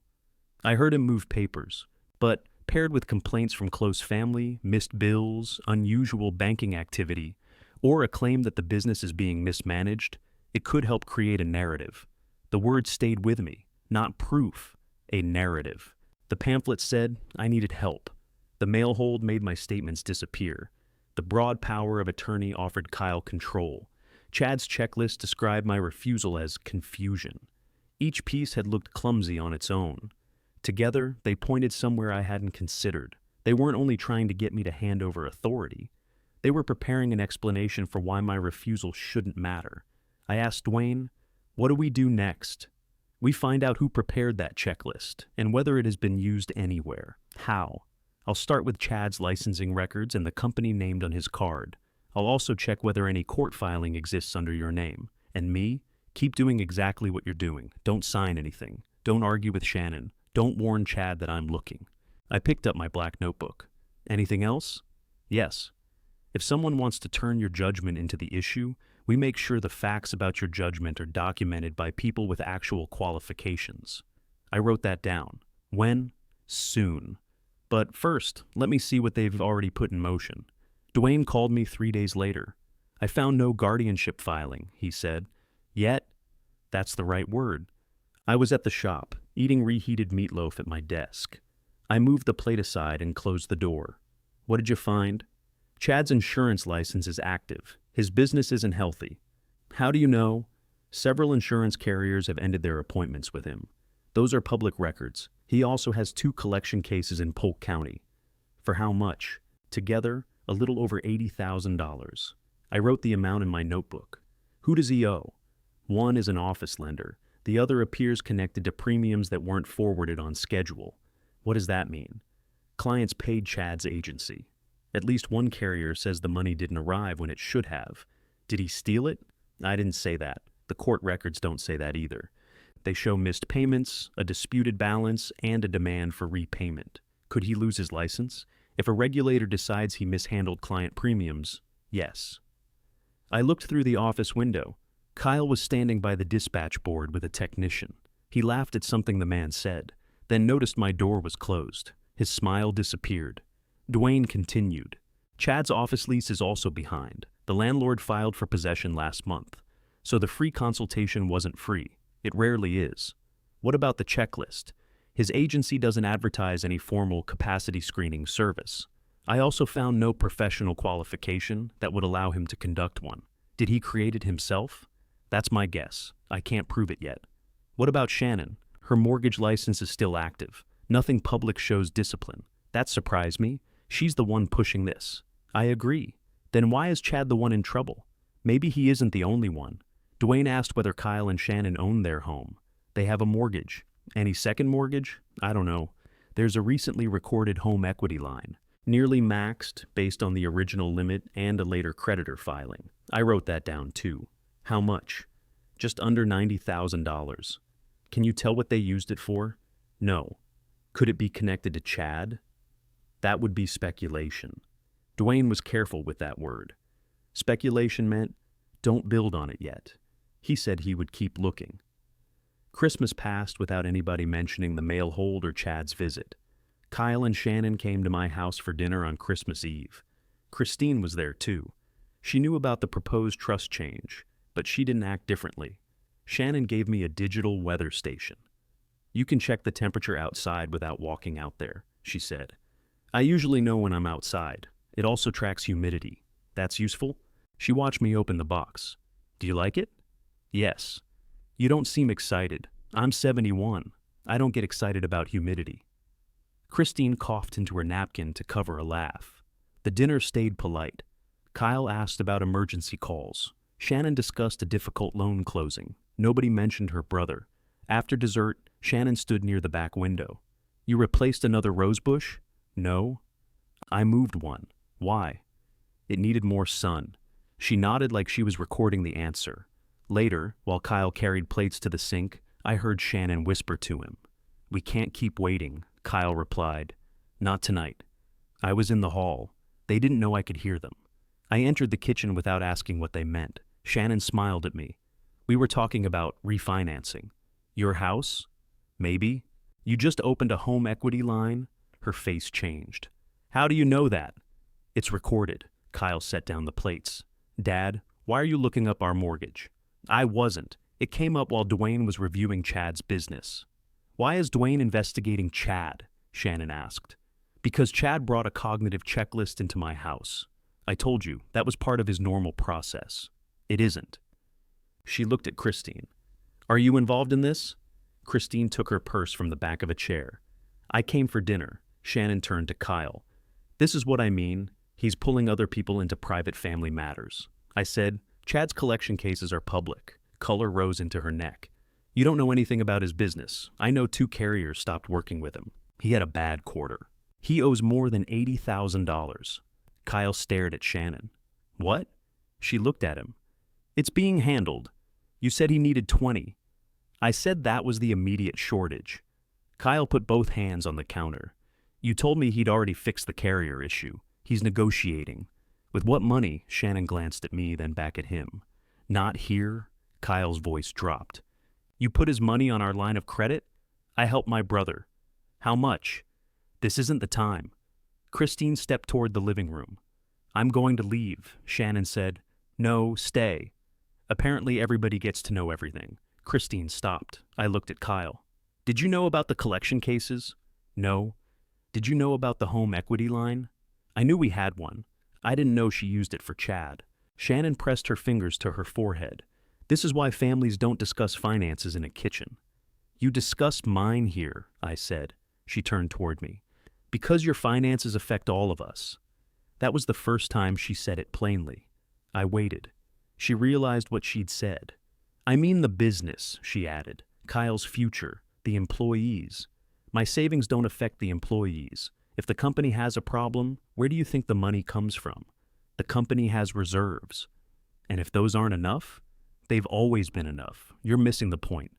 No, I'm finally hearing it. Kyle looked between us. What point? Shannon grabbed her purse from the table. We're leaving. Kyle didn't move. She said his name. He followed her after a few seconds. At the front door, he turned like he wanted to say something. Shannon was already outside. He left without speaking. Christine waited until their car backed out. That was more than a bad quarter, she said. Yes. You think Shannon used Kyle's credit to cover Chad? She admitted enough. Does Kyle know about the trust amendment? No, keep it that way. The amendment still wasn't finished. Dwayne was waiting for Peace River Bank to approve the exact co-trustee language. Christine had completed her identification paperwork, but nothing had been signed. She put on her coat. Call me if Kyle comes back. He won't. You don't know that. She left. Kyle came back at 8:30 the next morning. The shop was closed, but I was there doing inventory. I heard his key in the side door. He found me counting thermostats in the parts room. Can we talk? I put down the clipboard. We went into my office. He closed the door and sat across from me. His eyes were red. I didn't ask whether he'd slept. How much do you know about Shannon's work? He asked. Nothing beyond where she works. She's on leave. Since when? 2 weeks. Why? There was a compliance complaint. What kind? A borrower said figures were changed after she signed preliminary disclosures. Did Shannon change them? She says no. What does her company say? They're reviewing her files. Is she being paid? Not right now. That explained the difficult loan closing she'd discussed at dinner. She'd spoken about it like it belonged to somebody else. Kyle rubbed his hands together. She didn't want anyone to know. Does her mortgage license depend on the review? It could. How much debt do you have? He looked toward the window. Kyle. He swallowed. Between the home equity line and credit cards, around $140,000. Not counting your mortgage? Not counting the mortgage. How much went to Chad? I don't know anymore. What does that mean? It means Shannon moved money without telling me. She said it was temporary. Chad was going to replace it after his commissions came in. Did they? No. Why did you change my operating account address? He took a breath. Shannon said she needed a current statement to show a lender that the family business was stable. For what loan? She said a consolidation loan. Did you give her the statement? I brought it home. Where is it now? I don't know. And the mail hold? I swear I didn't know she filed it. Did she collect the held mail? She said she tried. They wouldn't release it because her identification didn't match the address. That was why my trust notice had been returned. She'd stopped the mail, but she hadn't been able to pick it up. What did she want from the trust notice? I don't know. He saw my expression. I mean it. She asked whether Mom's savings were still separate from the company. I told her I thought they were. Barbara had saved steadily. She worked the company books, then managed our household money. After she died, those savings went into the trust reserve with my other long-term funds. Why was Shannon asking? She said we needed a complete picture for succession planning. Whose succession? Yours. I'm still here, I know. He pressed both palms against his eyes. She keeps saying, if we wait until something happens, it'll be too late. Too late for what? To protect the company. From whom? He lowered his hands. I don't know. This time, I believed him. He knew about the debt. He knew Shannon was on leave. He knew Chad needed money. He knew they wanted authority around the company. He didn't know where all those pieces led. I did. My house was paid off. The shop was profitable. The trust held Barbara's savings and years of company distributions. Kyle was the son who might inherit much of it later. Shannon and Chad couldn't wait for later. Chad needed money before his carriers and creditors finished him. Shannon needed money before her employer's review endangered her income and license. Their credit was nearly gone. Their own house was already carrying as much strain as they could put on it. My refusal was the only thing between them and the assets they thought could fix everything. That explained the mail. They wanted statements. It explained the power of attorney. They wanted access. It explained the annuity forms. Chad needed new business and control of cash. It explained the checklist. If I wouldn't sign willingly, they needed a reason my wishes could be ignored. Kyle sat there waiting for me to speak. I asked, "Did Shannon tell you to bring me that power of attorney?" "Yes." "Did Chad say it only covered the shop?" "Yes." "Did either of them tell you it took effect immediately?" "No." "Did Shannon ask you to sign anything?" "A statement about being concerned." My hand stopped over the notebook. "Concerned about what?" "My answers were supposed to be about your memory and your decisions." "Did you sign it?" "No." "Do you still have it?" "She has it." "Have you seen the cognitive checklist?" "No." I closed the notebook. "Don't tell her what we discussed." He looked startled. "She's my wife, and I'm asking you not to warn her. Warn her about what? That I understand why they need my money." Kyle stood. "Nobody said they wanted your money. They didn't have to." He paced once across the office. "You're making this sound worse than it is. I hope I am. Shannon made mistakes. Chad made mistakes. That doesn't mean they're planning to rob you. Then they can stop trying to control me." He didn't answer. When he left, he didn't promise to keep quiet. I called Dwayne as soon as the side door closed. I gave him the new details. Shannon's internal review. The home equity debt. Chad's missing premiums. The statement she wanted Kyle to sign. Dwayne listened without interrupting. When I finished, he said, "The bank approved the amendment language this morning." I looked toward the empty doorway. "How soon can we sign it?" "Tomorrow afternoon," he said. "Christine needs to be there. She will be. Bring your identification. We'll sign at my office, then take the certified amendment to Peace River Bank. Will it be active tomorrow? That depends on the bank's processing. Then we stay until it is." Dwayne laughed once. "I expected you to say that." Christine met us at his office at 2 the next afternoon. She arrived with her passport, driver's license, and a list of questions printed on yellow paper. Dwayne placed the amendment between us. "This does not replace the trust," he said. "It changes how large disbursements are authorized." He pointed to the threshold. "Any movement of $10,000 or more from the trust reserve requires both trustees." "Even if Melvin requests it?" Christine asked. "Yes." "What about a bank fee or an automatic investment transaction?" "Those are excluded if they stay within the trust and follow the approved investment schedule." "What about several transfers below $10,000? "The bank's monitoring system may flag related transactions." "The trust also prohibits dividing a larger disbursement to avoid the requirement." Christine nodded. "What if I'm unavailable? The transaction waits. What if Melvin is in the hospital? You can help manage the trust, but you cannot remove Melvin's rights based on illness alone. Incapacity requires the process written here." Dwayne turned several pages. "That requires evaluations by qualified physicians. A family statement or an insurance agent's checklist does not satisfy it." Christine looked at me. "Good." I read the whole amendment. It named Christine as independent co-trustee for large disbursements. It did not give her ownership of anything. It did not change beneficiaries. It did not give Kyle or Shannon notice. I signed first. Christine signed after me. Dwayne notarized both signatures. His assistant made certified copies while we waited. I watched the copier feed each page. It wasn't dramatic. No one raised a voice. Nobody knew we were there except the 4 people in the office. That was how I wanted it. We drove separately to the downtown branch. Dwayne carried the original amendment in a sealed folder. A banker took us upstairs to a conference room. A woman entered a few minutes later and introduced herself as Denise Moore, the bank's trust and compliance officer. She shook my hand, then Christine's. I reviewed the amendment language before execution, she said. Now I need to verify identities and confirm that both trustees understand the control. She asked Dwayne to wait outside for part of the meeting. That's standard, he told me. Denise spoke to Christine first. She confirmed that Christine hadn't been promised any payment or benefit beyond reasonable expenses. Then Denise asked me whether anyone had pressured me to add a co-trustee. No. Does Christine have any claim against you? No. Are you changing the trust because of a specific threat? Possibly.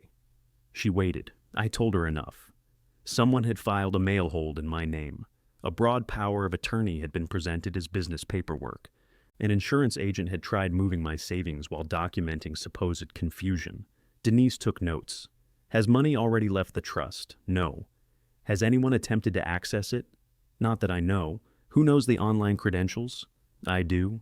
I paused. Kyle had an old bill pay login during Barbara's illness. He helped with medical bills. Is it still active? I don't know. Denise turned to her computer. What year was that? 2020. She asked me to wait while she checked. A few minutes later, she looked up. There is a secondary profile that hasn't been used in several years. Can you close it? Yes. I thought about Kyle sitting in my office the previous day. He had told me enough to warn me. He had also brought the power of attorney and changed the mailing address. Don't close it yet. Christine looked at me sharply. Denise folded her hands. Why not? Can you restrict it? We can remove transfer authority and leave view-only access. But if you believe the credentials are compromised, closing it is safer. If someone tries using it, will you know? Yes. Will I be notified? Yes.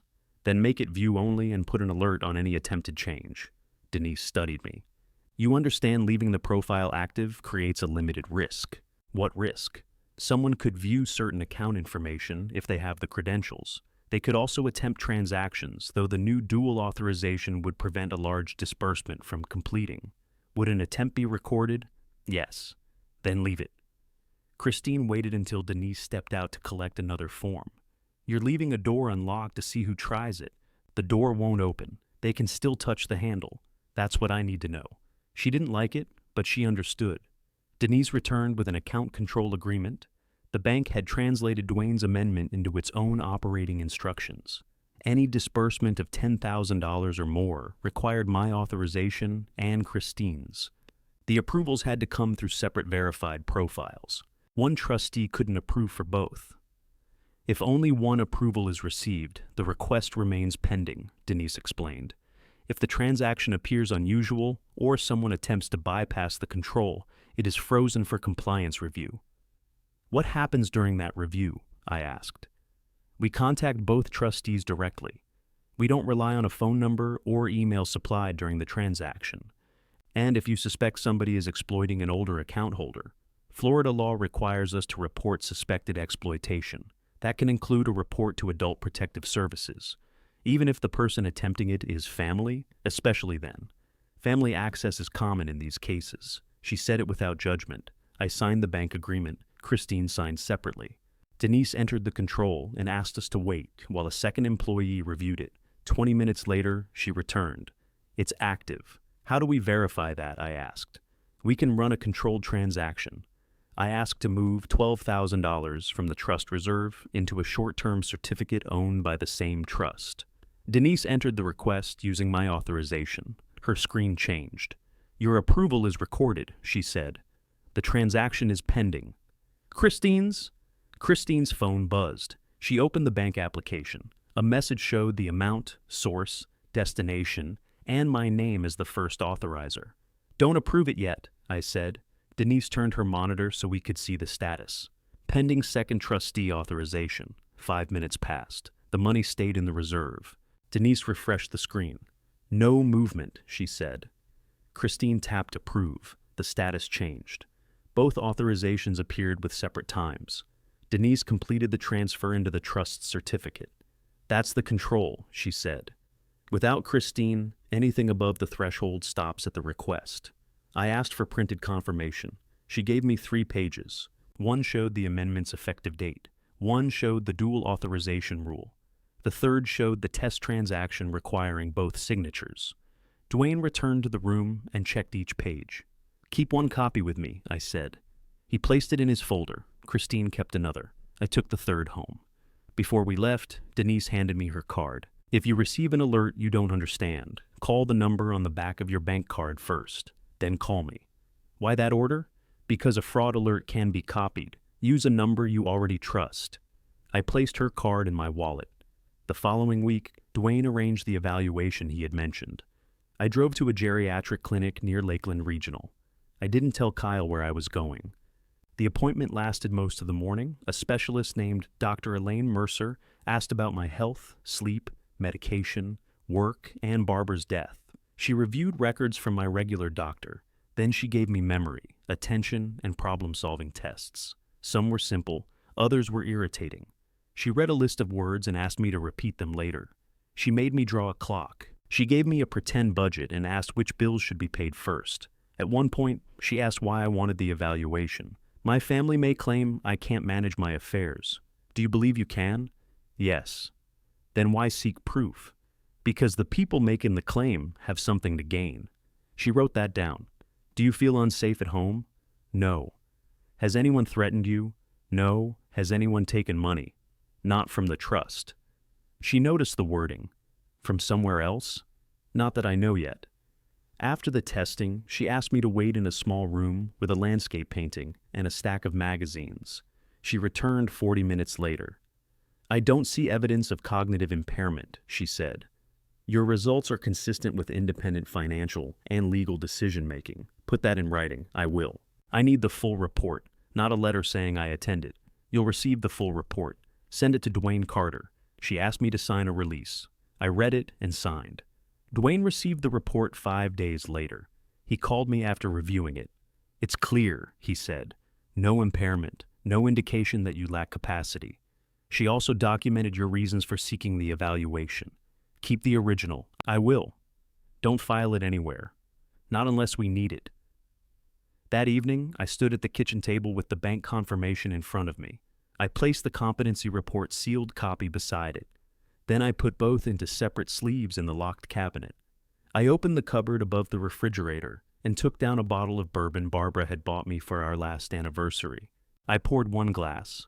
I sat near the back window and watched the porch light touch the first row of roses. The trust was protected. My judgment was documented. The old login was being watched. None of it answered the question I still had about Kyle. My phone lit up on the table. It was a message from Shannon. Barbara's birthday was coming up. She wanted the family to have dinner at my house. Her last line said, "We need to talk together before this goes any further." I didn't answer that night. The next morning, Kyle called and asked whether I'd seen her message. I saw it. "Are you okay with dinner?" "It's my house." That doesn't answer me. "Yes, we'll have dinner." Barbara's birthday fell on a Thursday. I bought a small chocolate cake from the bakery she liked. I also cooked pot roast because that was what she made when too many people were coming. Christine arrived early. She put a bowl of green beans on the counter and asked whether I wanted help. "Keep people out of the kitchen. I can do that." Kyle and Shannon arrived together. Chad came 10 minutes later. 2 of Barbara's grown cousins joined us, along with one of Kyle's older friends from the company who had known Barbara for years. It wasn't a large gathering. It was enough people to make a private accusation feel public. Dinner started quietly.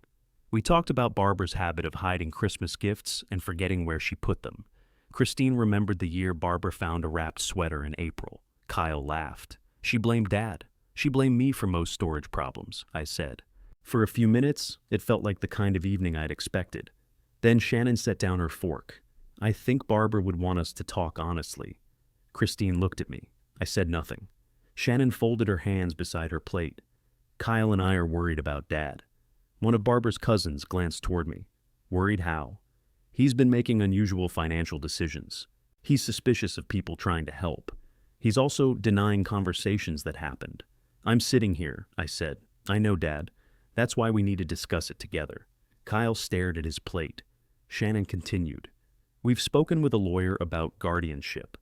The room went still. Christine said, "You've done what?" "Only an initial consultation. We're trying to protect him before there's a crisis." Chad leaned forward. "This doesn't have to be adversarial." I looked at him. "You brought a cognitive checklist into my house." That was a basic wellness assessment. You told me it wasn't an assessment. Shannon raised one hand. This is what I mean. Every attempt to help becomes an attack. Christine's chair scraped the floor. What evidence do you have that Melvin needs a guardian? Missed mail. Confusion about account changes, resistance to planning. He refused a standard power of attorney. It wasn't standard, I said. It covered my house and every account. Kyle looked at Shannon. She kept her eyes on me. Dad, you're still living in the past. You've turned the house into a memorial. You spend hours maintaining a garden because Mom told you to. The fork in my hand touched the plate. Christine said, "Leave Barbara out of this." "Barbara is part of this," Shannon replied. "He hasn't adjusted since she died." I looked through the back window. The porch light was on. Beyond it, the roses were dark shapes along the fence. Shannon softened her voice. "Nobody wants to take your independence. We want a plan before your decisions hurt the business." I turned to Kyle. "Is that what you believe?" He looked at me, then at his wife. "I think we need help." That wasn't my question. He couldn't answer. Chad opened his mouth, but I stopped him. "I'll think about what you said." Shannon blinked. She had expected an argument. She needed one. "That's it?" she asked. "That's it." She glanced around the table. "We should set a date to continue this. Send me one." Nobody touched the cake for several minutes. After they left, Christine stood beside the sink. "You let her say all of that?" "Yes." "Why?" "Because now everybody heard it." 2 weeks later, I arrived at the shop and found 3 supplier payments marked overdue. Lori was already at her desk. "These were scheduled," she said. I watched Kyle enter them. I logged into the operating account. The available balance was $143. The account should have held more than $38,000. I opened the transaction history. There were 4 outgoing transfers made over 6 business days. Together, they totaled $38,000. The authorizing profile was Kyle's. The destination showed a payment service I didn't recognize. Lori stood behind me. "Do I call him?" "No." "We have payroll Friday. I'll cover payroll." I transferred enough from a separate company reserve to pay employees and suppliers. Then I called the bank and changed Kyle's operating authority. He could still prepare payments, but nothing would leave without my approval. I printed every transaction record. Kyle didn't come in that morning. He texted Lori that he had a stomach problem. I didn't confront him. The money trail showed his login. It didn't show what he believed he was doing. I wanted him to tell me without knowing which questions I could already answer. For the next several weeks, he avoided being alone with me. Shannon called a family meeting for the first Tuesday in March. She chose my house without asking. Her message said Chad would attend, and they would bring the guardianship paperwork. I forwarded it to Dwayne and Christine. Dwayne replied, "Don't object. Tell them the time works." I did. On the afternoon of the meeting, I was at home when my phone buzzed. The alert came from Peace River Bank. Transfer request frozen. Amount, $210,000. Second trustee authorization not received. Contact compliance immediately. I read it twice. The source was the trust reserve. My phone rang before I could call the number on my bank card. It was Denise. "Mr. Stone, are you requesting a transfer of $210,000? "No." "Is Christine with you?" "No." "Did you provide your online credentials to anyone?" "Not recently." The request came through the old secondary bill pay profile, Kyle's profile. "Where was it going? I need to verify you before discussing that." She asked security questions. I answered them. "The destination is a personal account at another institution," she said. "The account holder is Shannon Stone." I sat at the kitchen table. "Did any money leave?" "No. Your authorization wasn't present, and Christine didn't approve. The dual authorization control froze it. What happens now?" "The transaction is locked. The secondary profile is disabled. We're opening an exploitation review." "Do that." "Because of your age and the account activity, I'm also required to file a suspected elder exploitation report with Adult Protective Services." "Whose name goes on it?" "Everyone connected to the attempted transaction. That includes the destination account holder. Send the notice to Dwayne Carter. We'll send a compliance letter after the initial report is filed." I ended the call at 1:20 that afternoon. At 4:15, Kyle's truck pulled into my driveway. He sat behind the wheel for almost a minute before coming inside. I waited in the kitchen. His face looked gray. "Dad, I have to tell you something." I pulled out a chair. He didn't sit. The operating account is empty. I looked at the clock above the stove. The bank alert had reached me almost 3 hours before my son said the account was empty. How much? I asked. 38,000. Where did it go? He pressed his hands against the back of the chair. Shannon said Chad needed it for a few days. He had commissions clearing. She said he'd replace it before payroll. You believe that? I wanted to. Did you try moving money from my trust today? His head lifted. The fear in his eyes answered before he did. She said it was temporary. $210,000 is temporary. She said we needed to show funds in her account. Then we'd send it back. For what? A loan to fix everything. Did you know about the second authorization? What second authorization? He truly didn't know. I stood. Go home, Dad, please. Go home, Kyle. What are you going to do? I have a family meeting Tuesday. He stared at me. That meeting is about guardianship. I know. Shannon says the company account proves you're losing control. You emptied it. He looked sick. She told me we needed evidence that things were unraveling.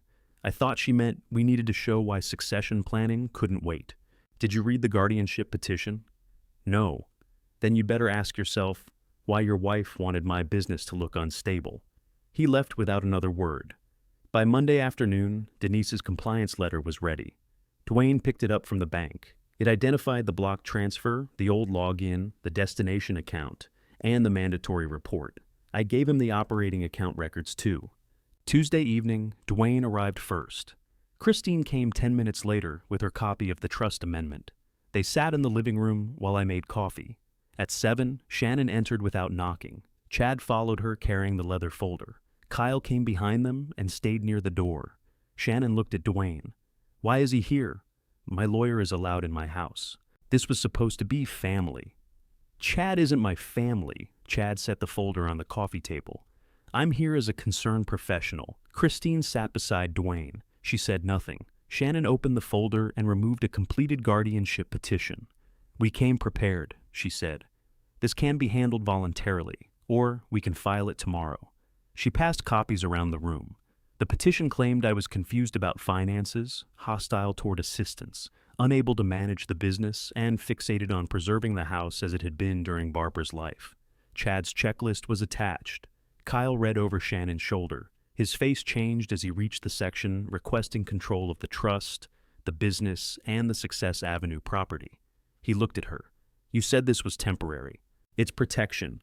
You put the house in here. We need authority to make practical decisions. The parking pad? This isn't about a parking pad. I let them continue. Shannon described the empty operating account as proof I had failed to supervise the company. Chad described my questions during his visit as paranoia. He said my refusal to spell a word backward showed resistance to basic assessment. Nobody interrupted them. When they finished, Shannon pushed a pen across the coffee table. If you sign tonight, we can tell the court you're cooperating. I looked at the petition, then at the people in my living room. Is that everything? I asked. Shannon nodded. That's everything. I picked up the pen. Shannon leaned forward. I placed it beside the petition. No. Her shoulders dropped. Then we file tomorrow. Dwayne opened his briefcase. You're welcome to file, he said. You should understand what will be filed in response. Chad looked at Shannon. She said, this is a family matter. Dwayne removed Denise's compliance letter. It became a bank matter yesterday. I handed the letter to Kyle first. He read the top page. His hands began shaking. Shannon stood. What is that? She stared at me. What dual authorization? Christine placed the trust amendment on the table. Mine, she said. Any trust disbursement over $10,000 requires both signatures. Chad reached for the amendment. Christine covered it with her hand. You can read Dwayne's copy. Dwayne passed him one. I continued. Yesterday, somebody used the old bill pay login from Barbara's illness. They tried moving $210,000 from my trust reserve. Shannon looked at Kyle. He didn't look back. The bank stopped it, I said. Christine never approved. This is a misunderstanding, Shannon said. Kyle was moving family money for a temporary loan requirement. My trust isn't family money. You were going to leave it to Kyle. That doesn't make it his now. Chad scanned the amendment. This was added recently. Yes. You changed the trust while your competency was being questioned. My competency wasn't being questioned by anyone qualified. Chad lifted his checklist. I conducted an assessment. You're an insurance agent, Dwayne said. Your checklist has no medical standing. It records direct observations. It records correct answers as inconsistent cooperation. Shannon pointed toward me. This proves exactly what we've been saying. He set a trap for his own son. I protected an account. You hid the amendment. I didn't know you notice. She picked up Denise's letter. Her eyes stopped halfway down the page. What does named destination account mean? It means the $210,000 was going to an account in your name. Kyle looked at her. You said it was a lender's verification account. It was easier to use mine. You told me the money wouldn't actually move. It didn't, because they stopped it. Shannon turned back to me. No harm was done. The bank disagrees. I pointed to the final paragraph. The attempted transfer triggered a mandatory elder exploitation report. Adult Protective Services has your account information, the login record, and Kyle's authorization. Chad closed the amendment. That report doesn't prove exploitation. No, Dwayne said, but it requires an investigation. The bank is also sending its findings to the appropriate financial regulators. Shannon's face lost color. My employer has nothing to do with this. You hold a mortgage license, Dwayne said. An attempted transfer into your personal account during an active guardianship effort is relevant. Chad stood. This meeting is over. Sit down, Shannon said. He didn't. I opened another folder. You claimed I couldn't manage money. You claimed I was confused about time and place. You claimed I was unable to understand legal decisions. I placed Dr. Mercer's evaluation on the table. This was completed before you prepared this petition. Dwayne handed copies around. The evaluator is an independent geriatric specialist, he said. The report finds no cognitive impairment and confirms Melvin's ability to manage financial and legal affairs. Shannon flipped pages without reading them. He practiced for the tests. Christine almost laughed. You think he practiced knowing what day it was? He knew we were concerned. He prepared. I prepared by seeing a real doctor, I said. You prepared by having your brother ask about toast. Kyle reached the last page. He set the report down. Then he picked up the guardianship petition again. This time, he read every request. You wanted control of the company, he said to Shannon. We wanted you to have control. You listed yourself as proposed guardian of the property because you were too emotionally involved. You told me I would manage everything. You would, through you. She lowered her voice. Kyle, we'll discuss this at home. No. The word came out quietly.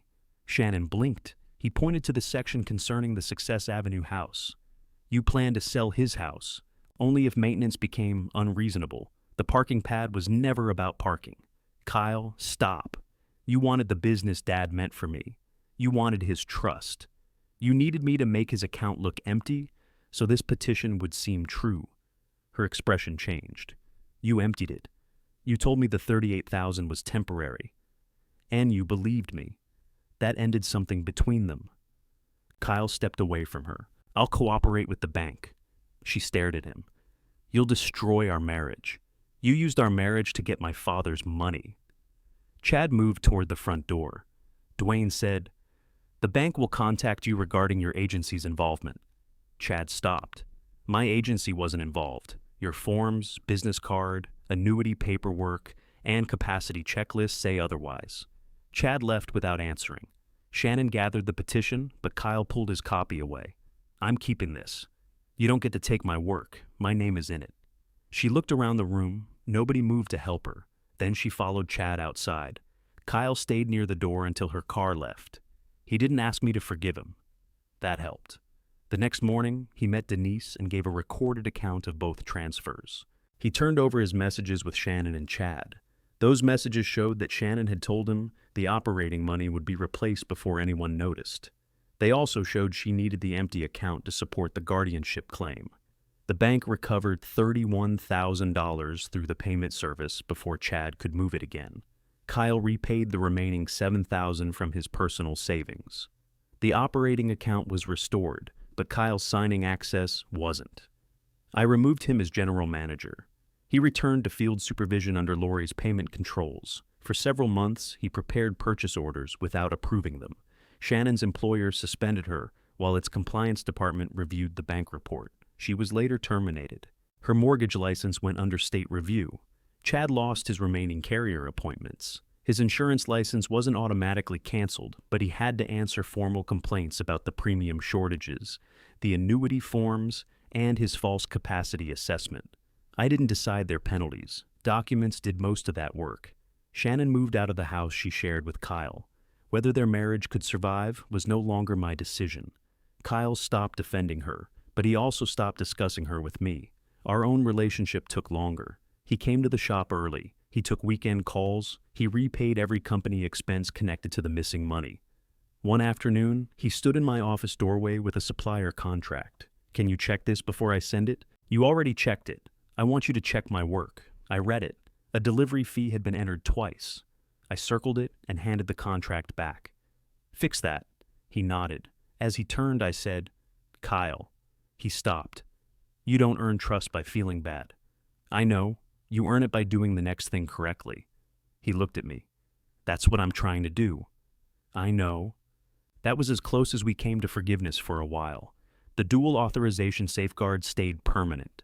Christine still receives an alert for every trust disbursement above $10,000. The old bill pay profile was closed after the investigation. Nobody paved the garden. On the first Saturday after the bank closed its review, I carried Barbara's red-handled shears outside. One rosebush had black spots along its lower leaves. I removed them, cleared the weeds, and watered the soil slowly. Kyle arrived while I was working. He left a new bag of fertilizer beside the gate. "Need help?" he asked. "Not today." He nodded and went to repair the loose hinge on my garage door. I kept trimming until the morning heat reached the fence. Then I stepped back. The roses were exactly where Barbara planted them. I learned that quiet protection isn't the same as punishment. I didn't need to ruin anyone. I only needed to keep control of my name, my property, and the promises I had made.